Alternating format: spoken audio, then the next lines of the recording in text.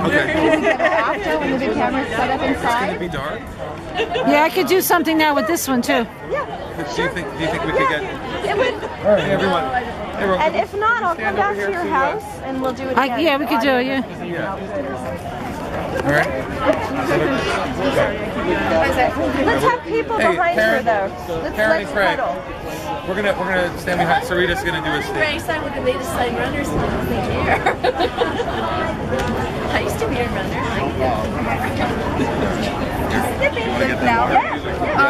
This is where I grew up on Carter Road, where all of these were permitted by McGinty, all of these wells. And so basically fracking has just been a part of my neighborhood since my childhood. And what I learned from that was that once your water is contaminated, it cannot be fixed. So this industry is trying to expand, but it's leaving this trail of irreparable damage. And until that can be fixed, it should not be spread. Well said, young lady. Very good. Very good. That was awesome.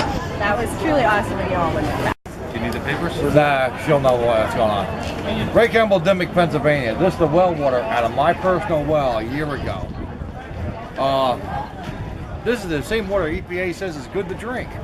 I offered them all a drink of this water when they were at my house. They absolutely refused to drink it. That's when they told me the arsenic levels were 3 times over the legal limit. And I threw them out of the house. This is what they did up and down Carter Road and everywhere in Dimmick, saying the water's fine, and this is the type of water you have coming out. There's now 6 new water contaminations in Pennsylvania and Dimmick, and the water is now 10 times worse coming out of the well. It was tested 3 months ago. There's now sour gas coming out of the well. There you go. All right. Well, we're glad you. And I've been, in all the. You thirsty yet? No. Really thirsty. Not that thirsty, right? Bobby? I think you should give that to Corbett to see if you like. Well, I've tried that. I've actually been thrown out of the building with the water. You're not bringing that contaminated water into this building. Albany won't let us That in happened in anyway. Albany and also happened down in Harrisburg. And DC. They can put it in your house. Right. Okay. You ready for a still photo? Yeah, you bet. Here, get around over here. Oh, let's get a still. You me to go. Thank you so much for coming. Make sure to get this up. Really big deal. Oh yeah. Vera will have this up immediately tonight. Won't you, Vera? I guarantee you this year I'm going to be there. Oh, good. The past 2 years I've always had. I think it's like 10 days or something. For 2 years now, she's had bad water. And if you want to get closer, we'll take a picture. We heard. We really. We Just beat another Bobby. Really appreciate it. Could you take a picture? 30 minutes. Really close. Yes. I'll tell you what. I'd love to get you back up to my house, Bobby. I'm happy. So you can see what's going on. That rig has been over there in front of the house now over a year, drilling, and a 9-mile no drill, no fracking moratorium. 9 square miles, yeah. Drilling right now. They just drilled 3 wells behind the house. Who is? Cabot Gas and Oil. It's still Cabot. Yep, still Cabot. business of the year in 2012 Yep. after contaminating all their And I water. brought this up Yeah, 'cause before. you're They gave them business from Susquehanna County Business Forum. Thank you, Cabot. Now you gotta remember The wing of the hospital is now Cabot. Cabot's the company. Me being an effective landowner, I'm also next to gas. They go to all the chambers. I worked the industry for years. I drove the water trucks. Where we cross-contaminated the trucks, where we illegally dumped on the ground, where we took brine and blowback, put in freshwater trucks, sprayed the dirt roads for dust control. We have 2 evaporation ponds in the county. They'll tell you that we don't have, that we have, and we're using. They just put a water contamination station in Dimmick to recycle all the water. And just prior to come down here to be here with you today, the Teal compressor station went bang, caught on fire. We had Montrose Fire Department in there, Springville's Fire Department was in there. Another compressor station in our county within 2 miles of my house has gone bang and caught on fire again. And here's the That thing. was a half mile from my house, and that just happened at about 3:45 this afternoon. When you Been over taking it up to dry. put on his house Live in Dimmick. the in their car. You want me to go get some? Yeah. Because he's Those being- blue cards Okay. that I had. When you came to Demick with Mark and Mike, it was just Demick having the major issues. Now it's spread to Lennox, spread to Bradford County. It is spread out. It's just gone insane, and it's all in a tight area. So when Vera, Vera does the tours. You heard what they did to Vera. They filed a trespassing complaint against her. Cabot did 12 trespassing complaints and an emergency injunction. They served her at 10:30 a.m. on a Friday to be in court on Monday morning because she was a danger to the community. They brought her in without an attorney, and when she asked for continuance, the judge said, "Are you prepared to pay the cost for these 4 attorneys to come all the way from Pittsburgh, from Cabot?" She said, "Of course not." And so it's when you stand up in our area, they attack you. She's got a court date, July 2nd now, which we get to go and prove. And of course, her lawyers are going to bring in the stack of 550 plus violations from Cabot, how many crashes they've caused, all the fires and explosions. Then we're going to ask what they have to prove that Vera is a danger to the community. There is not one piece of paper they can document where she has actually endangered anybody's lives. But she's our hero. Vera's How much of the county were you banned from? 40%, right? 40%. Up to 40% of the county, yeah. She was banned from the jail, banned from the hospital because of That's the first injunction. An order that was so broad, she couldn't go anywhere. Guardian picked it up, and then Mother Jones got it, and then everyone in the world was calling her. She got the ACLU. She had one attorney, Jerry Kenshi, who represents the Seneca 12. That's Sanders Steingraber's the lawyer for Jeremy Alderson. Well, he found out, got involved. When the Guardian story came out, she got ACLU, jumped on board, and Ralph Nader's. It was the worst thing they could have done. Leave the grandma alone. Just please don't attack the grandmas. Good for you. Plus, she's a fabulous person. Thank you. All these people. Mark had her stand up last year when he was Man of the Year at the ball, at the Riverkeepers Ball. So he had me and Vera, of course, stand up. And of course, like I said, we're following the leader. She has been at them recording over 500 videos over the last 6 years. They can't stand it. They're sure proud of what they do until you put a camera on them. They don't want anybody to watch what they do. So our focus is exposing. Well, if you guys come up this year, Us too. Yep. we're gonna be there. I need to talk to you to get so I can tell that story on stage. Oh, definitely. Yeah. We'll tell you all. We can tell you You anything make you want sure to hear. Mark knows. Yep. I want to talk about that. You got it. You got it. And Thanks so much. thanks for coming here. We're You get to see Katie. we're excited. Not yet. We're going to come in, but we just want to make sure we know what you're talking about too with her. So we appreciate it, steering her in the right direction. I don't need them all, boss. Thanks, Bobby. The best thing I've had.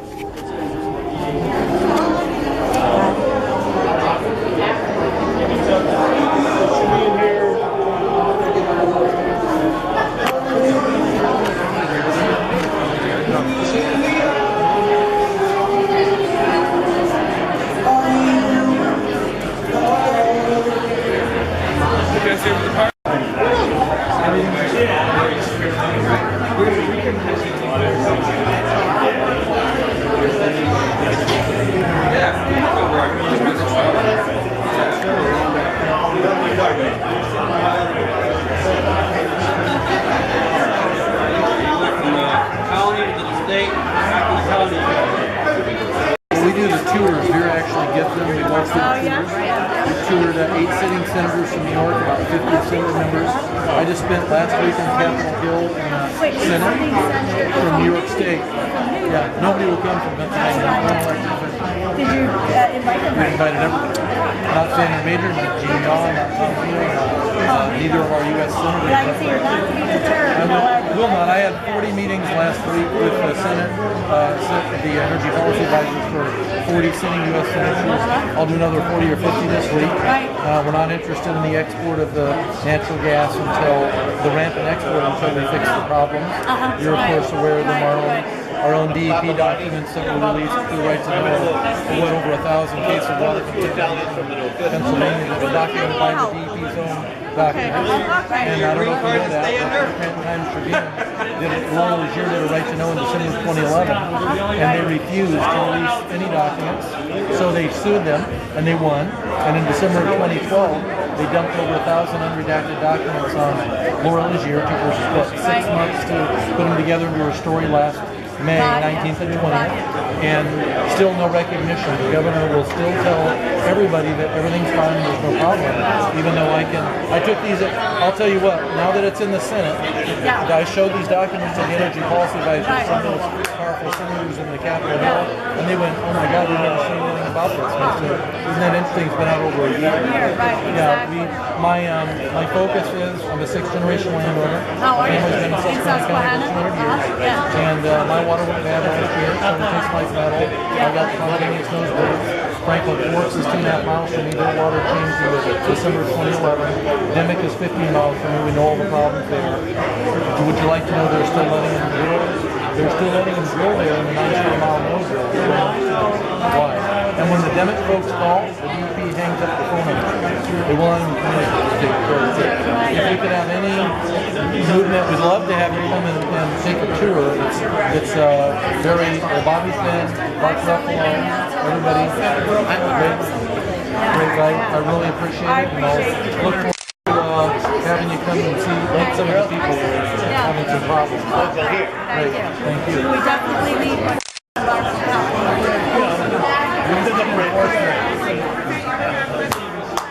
I told him, you don't look like this.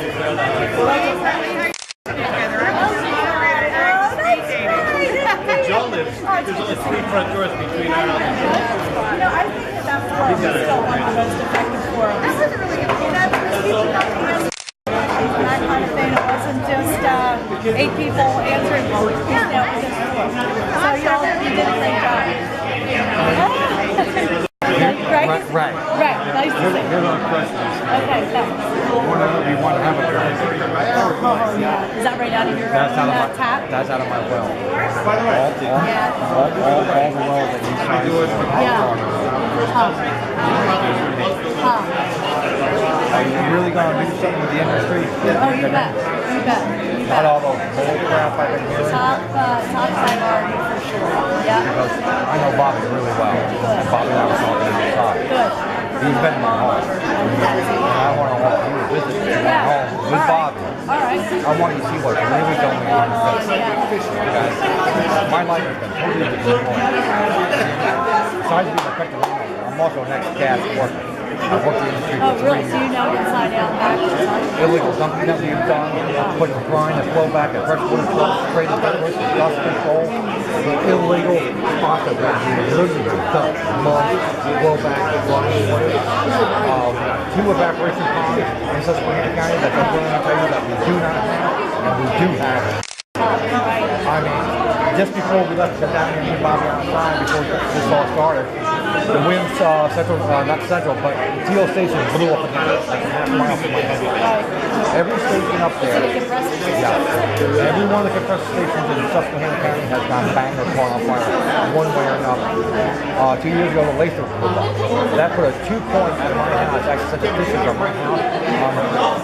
And that station blew up. And they immediately turned around there and go by DEP, do not put the station back online. And they did anyway? Within 24 hours, they put the other stations. Oh, hi. Well, same thing. I went after Scott Harry, and I went after Hannah when they had the meeting at the church. And this after I've been working with the industry for a year and a half.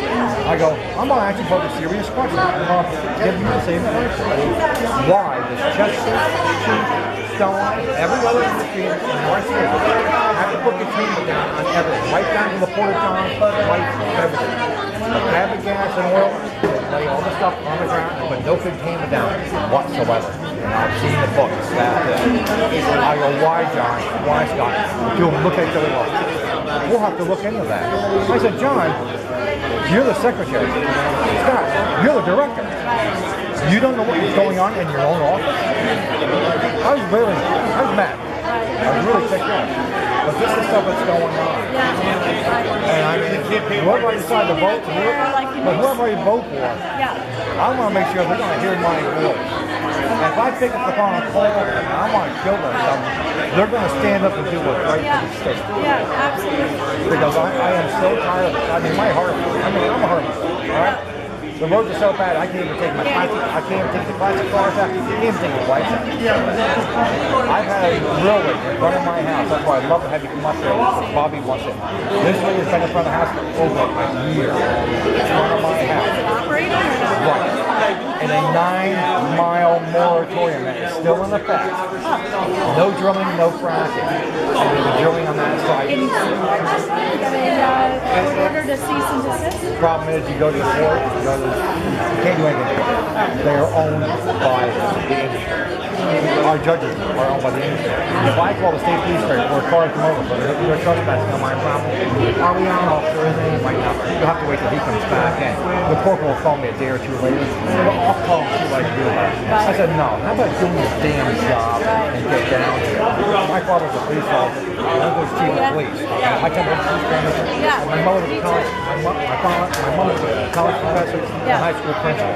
So I come from a family, okay? So your mother was a professor, you said? Yeah, and a school principal. Right. One-room schoolhouse, that's how far back I go to education. She retired at 7. In New Jersey. 79 years old. They forced her to retire at 79. She was still teaching kids the right thing to do. And plus she was head of the Red Cross, women, lifeguards, and everything else. In the Northern Canada, the Red Cross. Okay? So I come from a well-to-do family, okay? I'm not an idiot. I get tired of being treated by the industry and everything else. So I mean, it's really important. Well, I appreciate that. I invite you to come to my house. You know, I mean, seriously, I'd love to have you come up. And so I can really show you what's going on with great students. Be over here so you can really see what's going on. Not the bull crap that the industry will show you. Because I've taken different people out that the industry show. I've got Sean and Yoko at my house. Okay? Susan Sarandon's been at my house. Okay? Arun Gandhi. Grandson of Gandhi. Yeah.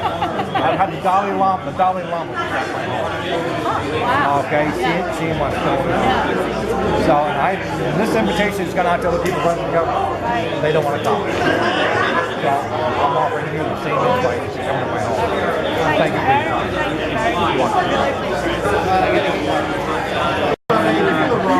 We're going to put you right in the middle here. No fracking now. Fracking now. Shall we? In the middle, listen now. The two big guys got right now. My best friend,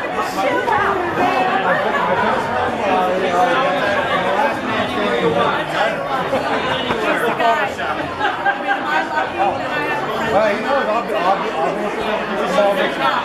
last 2 years I haven't been like that.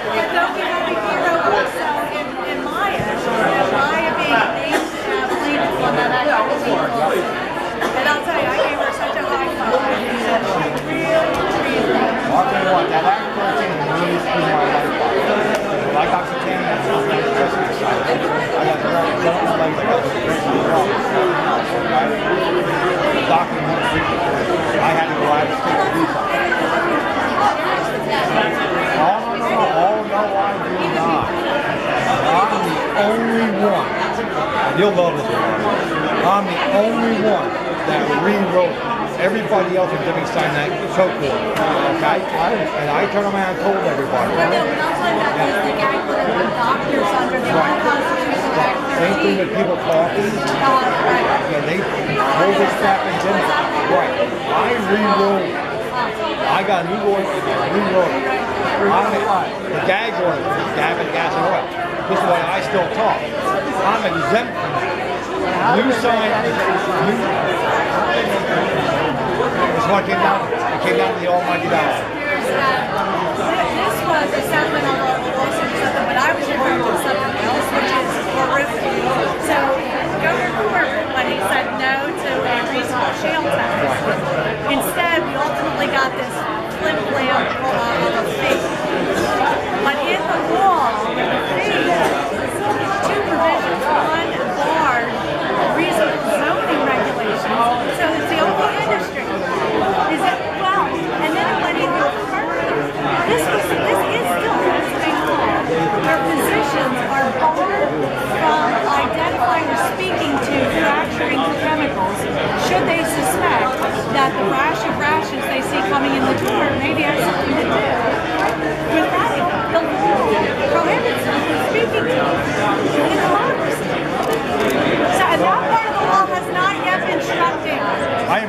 invited her to the house. I gave her the invite to come to my house and see what's going on. Same as you, Bobby. You've been there. You know what's going on. But I want her to see what's truly going on that way across the street. Because it shows her what's going on. In the psyops games, they try to play with it. Yeah, I know.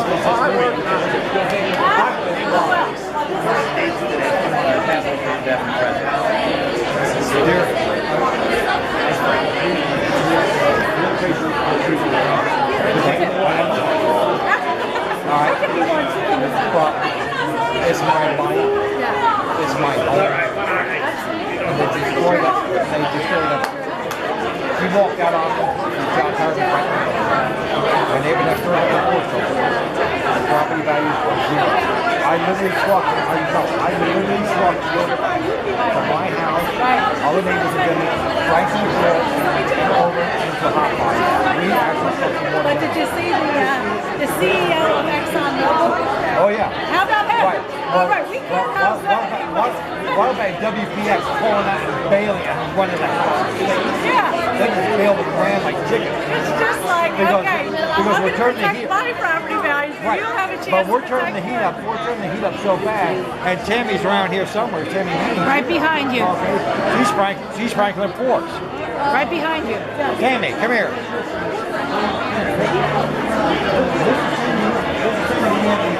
Franklin Forks that has contaminated water too. WPX did everything up there with her. And now they're bailing and running the little baby. But I had to say, when the CEO of ExxonMobil sued, yes. Hold on. Okay. Women don't need microphones. All we have to ask is, did somebody lose $100 bill? Yeah.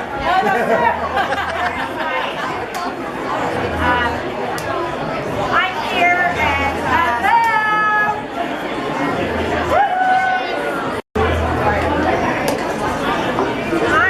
I'm here as a councilwoman from Clark Summit. Quiet and back.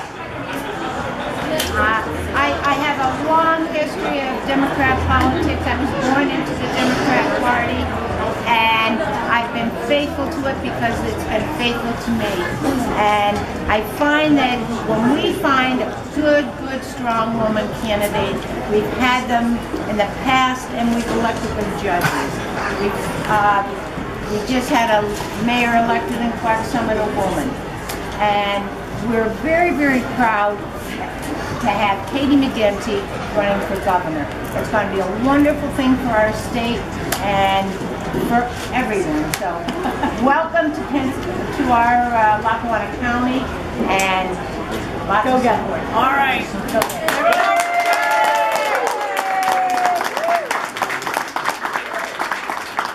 Well, now that from the person who almost single-handedly brought Clark Summit from you couldn't find a Democrat anywhere around till we're rolling the show. Well, it's great of you all to come out tonight, and I very much appreciate it. 4 weeks until primary election day. We're keeping our eye on that, right? 4 weeks. I gotta say, you know, all the smart things I've learned today, this running club that makes sure that the end of the run is right at the bar, I'm all for that. That's a great idea. Well, listen, we've got tons of momentum in this race because are we ready for a new direction in Pennsylvania? Yes, we are. Listen, we've got a bunch of our friends here who've been on front lines in terms of fracking, and are we ready to have a governor, unlike the current governor, who's not a wholly owned subsidiary of the oil and gas companies? Are we ready for that? I had a great day today in visiting schools and preschools. I think we're ready also to put our children first. You know, when Tom Corbett had a decision to make, did he put a tax on the shale gas companies or does he cut $1 billion out of public education? He said, I'm with the Tea Party and Grover Norquist. The kids are going to lose out. Well, I will tell you, Governor McGinty will invest in those kids and those schools and get us off to a good start. And we all know, too, that, you know what, you can wait a lot and you can work 24/7, but most kids in Pennsylvania still having a hard time paying that tuition bill. Now, I was talking to some parents here, and I was saying, oh, and it's terrible that kids graduating from college in Pennsylvania today, third highest debt burden on their shoulders, and one of the parents here said, what do you mean my kids' shoulders? Yeah, there goes those teeing off fees that you were hoping to play a little golf. Forget it. We can do different, we can do better in Pennsylvania. When I was privileged to be your environment secretary, we protected the environment and we were 7th in the country in job growth. You know, when people say, well, clean energy and clean technology must just be for California and Massachusetts. Not true. We were #1 in the country in wind energy jobs, 2nd in solar. They were good manufacturing jobs. $70,000 a year with benefits and college plans for kids. That's the Pennsylvania we can be. You know, when I talk to young people in our colleges, we're #1 in the country in inventing new technology, but you know what happens? The kids graduate and do they stay here? No, Boston, Austin, and San Jose. As governor, we can keep those kids here, grow those businesses here, invent the solutions to the challenges we have. That is what excites me. That's what energizes me. That's what we will get done. We will be a leading state again, and with your help, we're going to knock it right out of the park when? 4 weeks from now, May 20th, we're going to vote for Katie McGinty.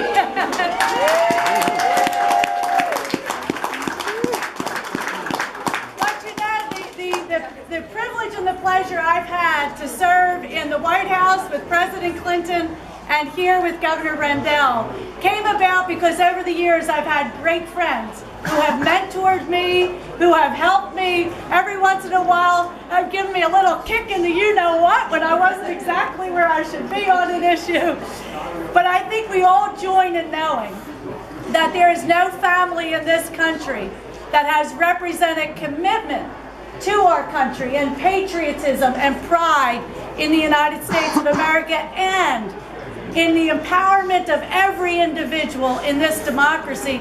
No family more than the Kennedy family. No person has been a greater mentor to me than my dear friend. Please welcome Bobby Kennedy.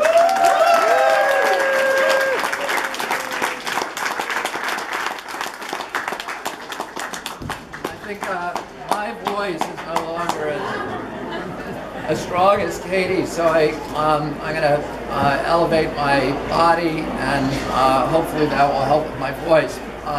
But this has been a very moving day for me. I love coming to Scranton because it's a town that really embodies the relationship that my family had with this town and with the people of coal country in northeastern Pennsylvania. This town was so critical to my uncle in 1960. The delegation that was sent from Scranton actually went to the Los Angeles convention, and I was at that convention as a little boy. But they went there committed to John Kennedy, whereas the rest of the state, Governor Lawrence and the rest of the state went committed to Adlai Stevenson. And it was the people from Scranton, the delegates from Scranton, that pulled Governor Lawrence back into the Kennedy camp. And then my father, of course, came here in 1964 at a time when he was morally shattered by the death of his brother, and he was considering withdrawing from public life, and instead, and because of the reception he got with 2,000 people at the Friendly Sons, Lackawanna Friendly Sons, and the reception he got all over the county, it pulled him back into public life, and a few months later he made the decision to run for United States Senate in New York because he believed that he could make an impact because of the experience that he'd had here.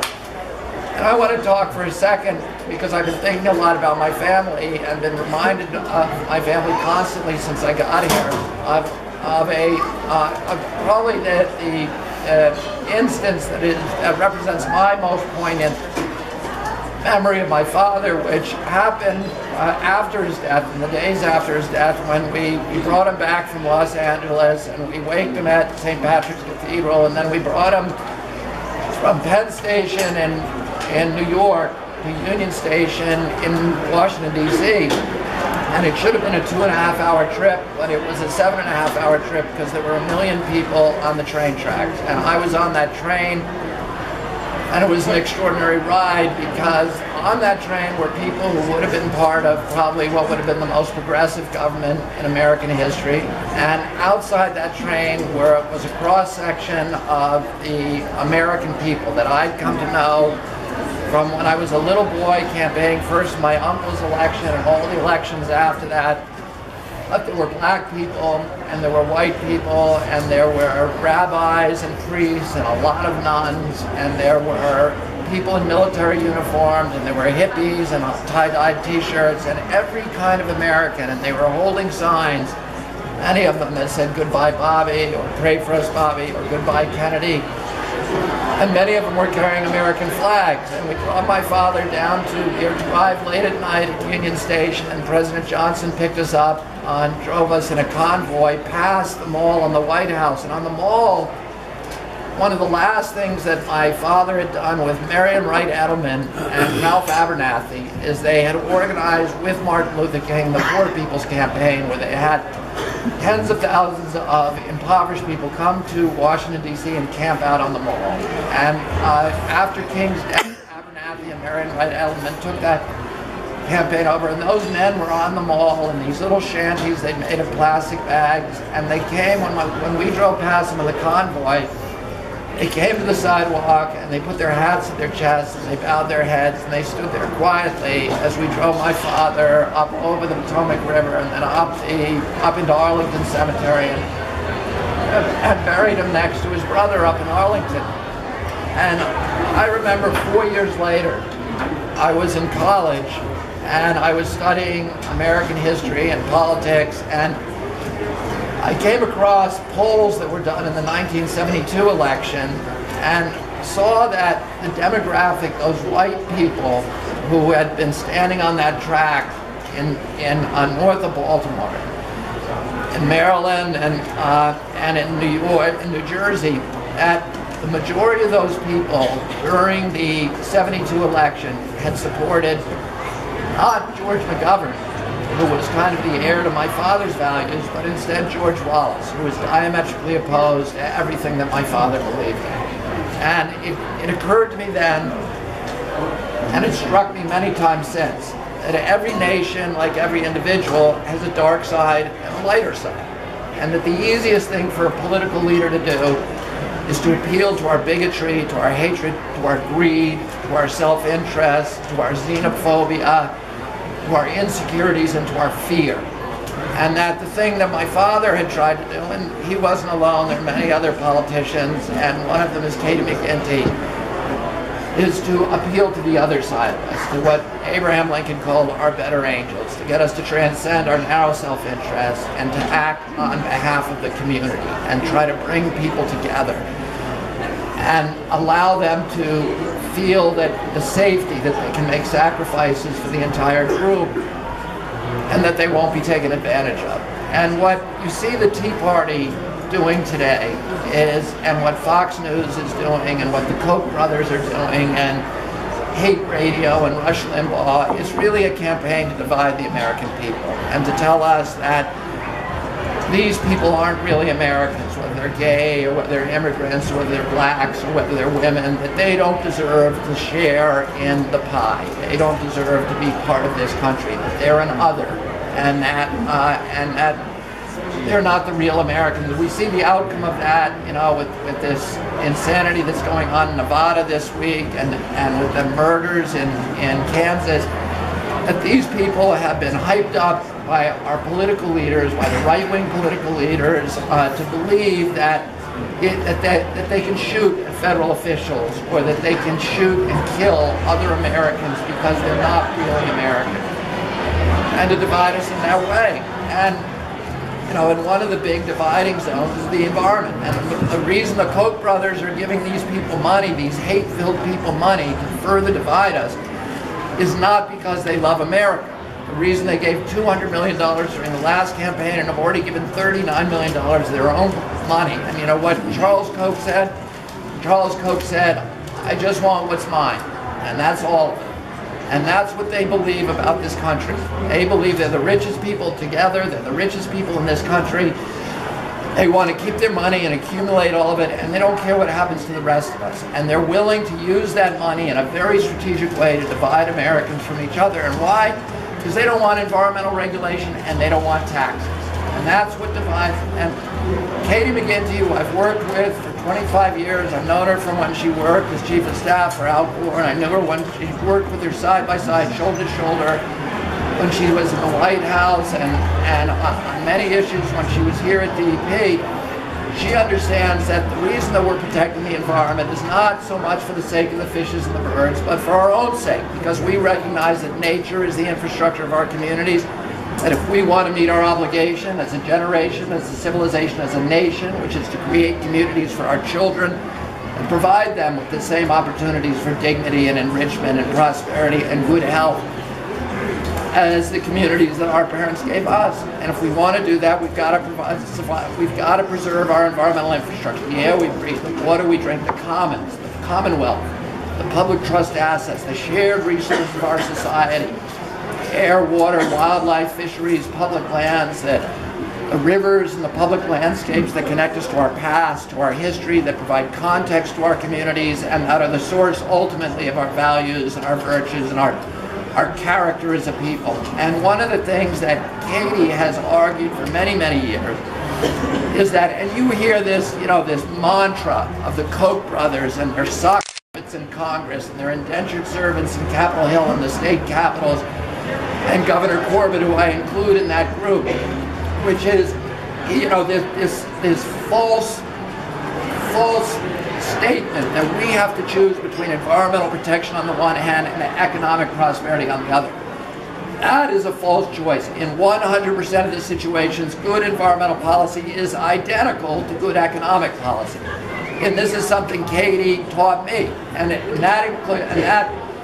that means that we need to measure our economy. This is how we ought to be measuring it, based upon how it produces jobs and the dignity of jobs over the generation, over the long term, and how it preserves the value of the assets of our community. But that's not what the Koch brothers want. What they want, and what all their little, you know, toadies want, is for us to believe that in order to survive, we have to treat the state of Pennsylvania as if it were a business in liquidation.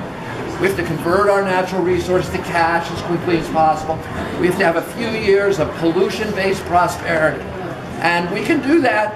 And if we do that, we're going to create an instantaneous cash flow and the illusion of a prosperous economy, but our children are going to pay for our joyride. And they're going to pay for it with denuded landscapes and poor health and huge cleanup costs that are going to amplify over time and that they'll never be able to pay for. And we can create a few billionaires and enrich them by impoverishing the rest of us. And that, of course, is the Koch plan for the United States of America, and it's the Corbett plan for the state of Pennsylvania, to create a few billionaires by impoverishing the rest of us. And what we, you know, this choice that Governor Corbett made, which was to exempt the shale companies from paying an extraction tax, which every other state except for Texas does that. It says you got to pay a tax if you can extract something from the ground in our state. It exempted it. They gave him $5 million in cash for his campaign. He gave them $1 billion worth of value with that exemption. And where did he get it from? Because it had to come from somewhere. He got it from the education budget. He stole it from the middle class in order to give it to the richest industry in the history of the world. Okay, and that's what the Republican Party is about. It's about creating this plutocracy, this corporate kleptocracy. And this is not free market capitalism. They pretend that they like free markets, but they hate free market capitalism. What they want is corporate crony capitalism. Capitalism for the poor, and a ruthless, savage capitalism for the poor, and socialism for the rich. These welfare oil companies that are taking our money and robbing our middle class and getting a big, cushy subsidy for themselves in the most highly subsidized industry in the history of the world. They're getting hundreds of billions of dollars in our subsidies every year through oil depletion allowance and all these big loopholes in the tax code. And we are paying for that. And the middle class is getting robbed in this country because of that. And you know, I agree with the Tea Party. Big government is a threat to democracy.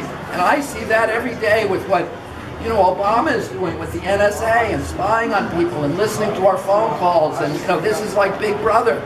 Yeah, big government is a huge threat to democracy. But the much bigger threat comes from corporate domination of our country. It's a much scarier thing than government domination, because the government belongs to us ultimately, but the corporations, when they own government, it belongs to them. And from the beginning of our national history, our most visionary political leaders have been warning the American people against the domination, against corporate control of our government. Teddy Roosevelt, a Republican, said that the United States of America would never be destroyed by a foreign enemy, that we were too big and too vast and our economy was too diverse and powerful. But he warned that our beloved democratic institutions would be subverted by malefactors of great wealth who would steal them from within.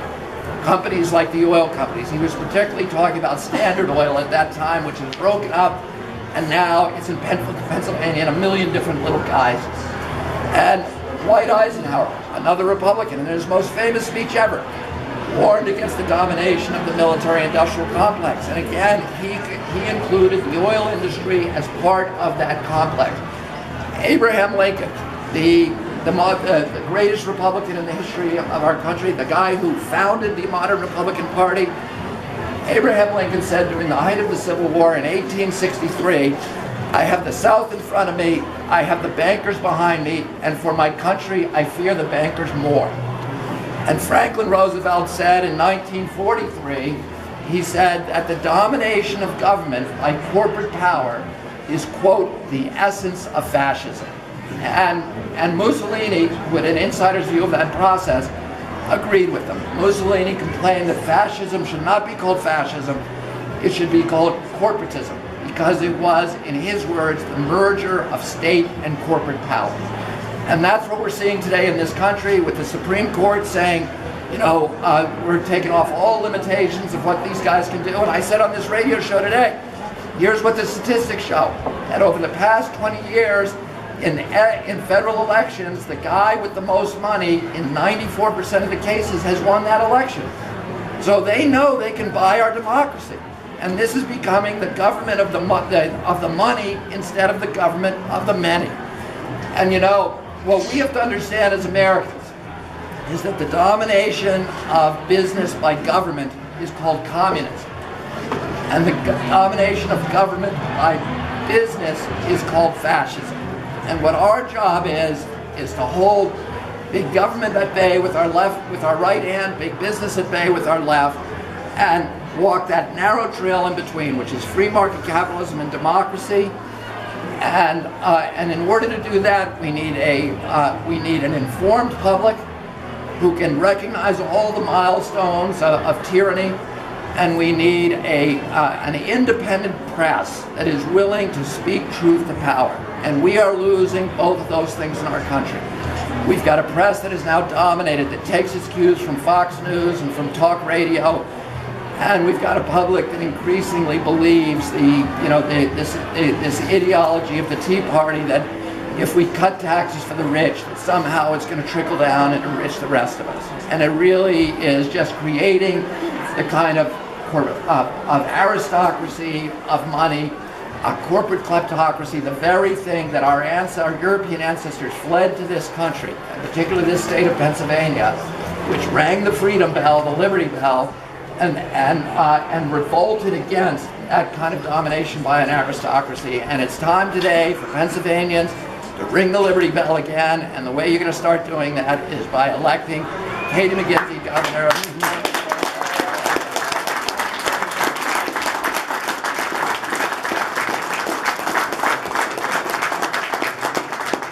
I think the bar's still open and there's still lots of food, so have at it.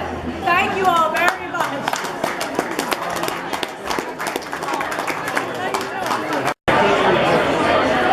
You gonna get my permission for that?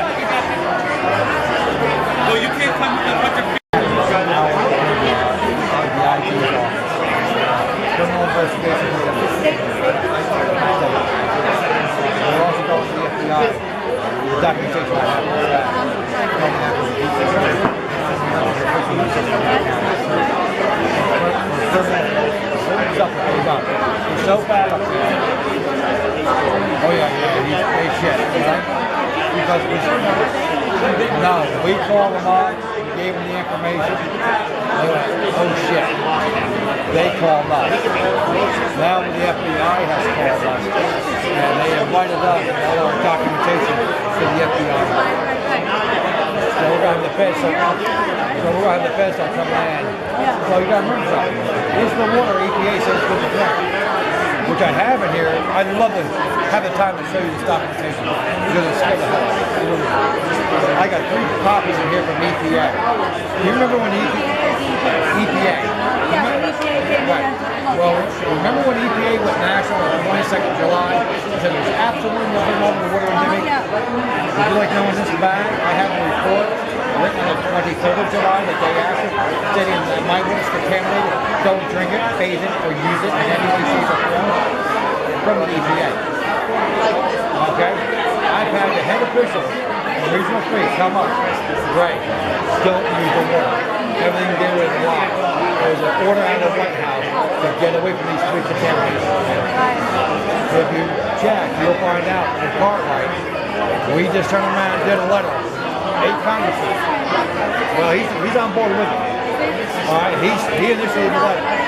Yeah, I mean, I got it right here too. The letter was done. 8 congressmen on this. Sent to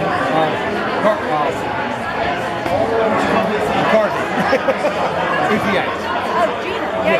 All right, demanding the 3 water investigations for Carter County, Pavilion, Wyoming, and Demi, Pennsylvania to reopen immediately.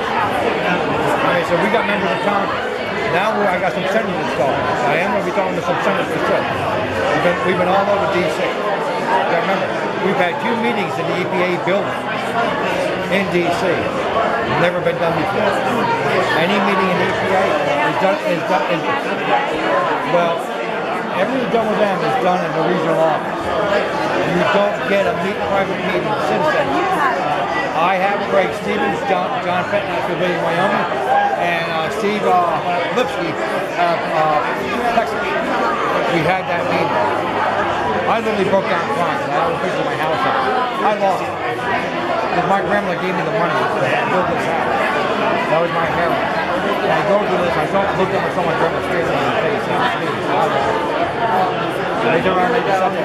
Even they started crying. Because I have all the pictures of the house and what has happened in the area. If you come up, what you say you guys come up, I want to show you all this information. So you see what you're really getting yourself into. Like I said, because besides being affected landowner, and I know you know the power for the EPA, the power president, the leak out, I know the agent is good there. He's here in Pennsylvania, and he's been to my house. All right? Yep. She's coming. Huh? She's coming. Oh, yeah. I got her.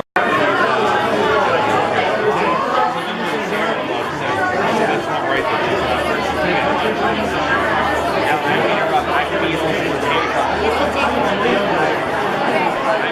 Good luck.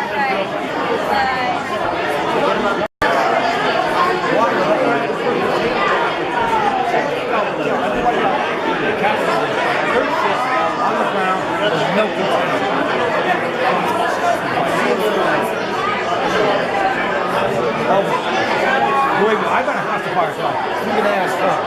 I've been a house bear.